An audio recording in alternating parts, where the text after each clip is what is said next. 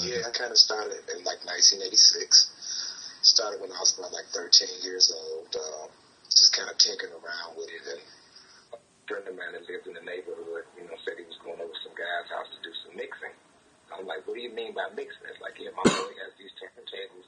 My boy has these turntables at his house, and I just bought these new records, and we about to go over his house and mix. And I'm like, well, man, that sounds interesting. Can I come over and and check it out? He was like, yeah, come on over with me.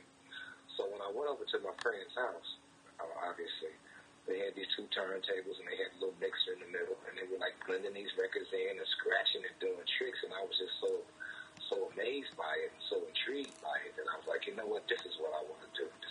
This is what I really want to do. Yeah. But then my grandmother and my mother always told me when I was a kid that I used to always walk around the house with records.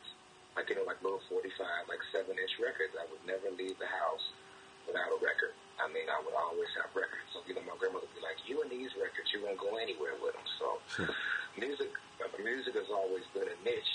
And then I found out that my grandfather on my father's side was an actual DJ,